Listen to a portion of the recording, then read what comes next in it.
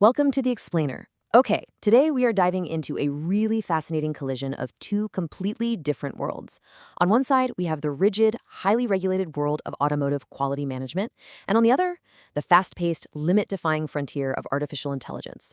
We're going to explore exactly how AI is fundamentally rewiring the IATF 1699 standard. So if you care at all about how cars are built, the safety of the vehicles we drive every day, or just the future of global supply chains, let's jump right in. Here is our quick roadmap for today. We're going to start with the baseline, move on to the catalyst, check out the transformation, navigate the friction, and then wrap things up with the horizon. All right, section 1, the baseline, driving global quality. Now, you might be thinking the IATF 1699 is just some dry, dusty rulebook sitting on a factory supervisor's desk, but it's really not. It is actually the ultimate, uncompromising recipe for building cars. It's the whole reason you can trust your brakes to work, whether that specific part was stamped out in Detroit or Munich.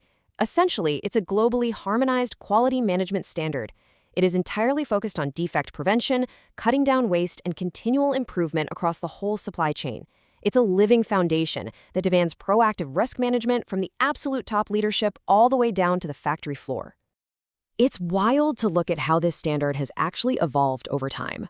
Way back in 1999, the dial-up internet days, it started out as TS 169049, really just to untangle a messy web of different global certifications. Then jumped to 2016, it got a major structural update to align with ISO 9001. But here's where it gets really interesting.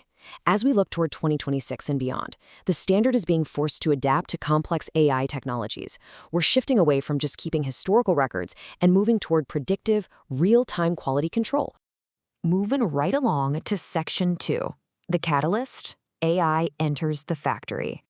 I want you to imagine trying to spot a microscopic defect on an assembly line that is literally flying by. Traditional quality assurance methods, totally reactive. We're talking paper-heavy documentation and manual visual inspections. You're basically analyzing history just to figure out what went wrong yesterday. But AI-enhanced systems, it's a completely different ballgame. We are talking predictive analytics, automated real-time traceability that generates audit-ready records instantly, and high-speed computer vision. It's just a massive leap from a slow manual past to this lightning-fast automated future. So, how does this actually work in practice? Well, let's demystify predictive maintenance by breaking it down into 3 really simple steps. Step 1, the AI constantly analyzes data, both historical and real-time, coming right off the machinery sensors. Step 2, it uses machine learning to spot these tiny, invisible patterns that scream, hey, this component is about to fail. And step 3, it actually schedules the maintenance before the breakdown even happens. To put that in everyday terms, it's kind of like replacing your timing belt before it snaps on the highway. Rather than dealing with a blown engine, it keeps production flowing seamlessly. Which brings us to Section 3, the transformation, by the numbers. Okay, we absolutely have to talk about this number, 98.7%. That is the insane accuracy rate that AI-powered computer vision is hitting right now for detecting surface defects, dimensional deviations, and assembly errors. And get this, it achieves that accuracy at full production line speeds. There is no way a human could keep up with that, and it massively cuts down on the need for super expensive rework. And the financial side of this? Just as mind-blowing. 45%. Companies that are weaving AI into their quality management systems are reporting cost reductions of up to 45%. Plus, they are seeing a return on investment that often exceeds 35% just in year 1, all while slashing their analysis time by roughly 60 to 70%. That is a massive, massive return on efficiency. I've got one more crazy statistic for you here. 99.4%. There was a recent case study looking at hybrid AI predictive models, which is really just a fancy way of saying they combined a few different AI techniques together for better results. They demonstrated a 99.4% reduction in audit operating costs in a smart manufacturing setup, literally almost wiping out the cost while keeping reliability sky high. Let's look at how this is playing out in real-world supply chains.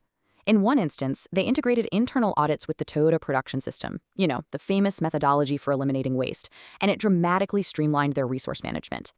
In another really brilliant application, they used federated AI. This lets the AI learn from multiple different suppliers without actually exposing anyone's sensitive underlying data.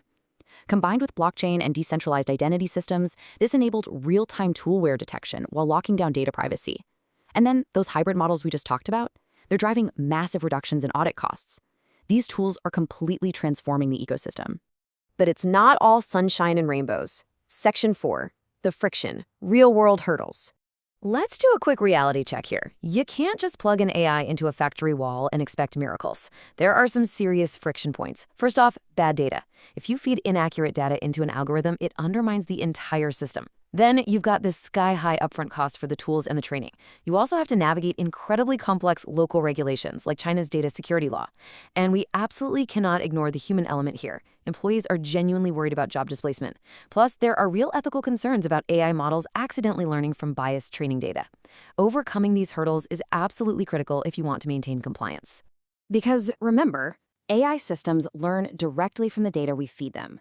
So organizations have to rigorously test these models to minimize any built-in data biases that could cause major quality risks down the line. That is exactly where frameworks like ISO/ISO 42001 come into play. You can think of it as the new international gold standard for managing AI systems safely, making sure we're actually using this technology responsibly and compliantly across the globe. Finally, Section 5, the horizon, humans and machines. Consider the massive 75% projection we're seeing right now. Current industry estimates suggest that 70 to 75% of quality control processes are going to be completely automated by AI very soon. That's 3/4 of the heavy lifting, the data sorting, and the defect catching, all handled by algorithms. But notice that 25% is still human managed. The human element isn't being erased here. It's being elevated.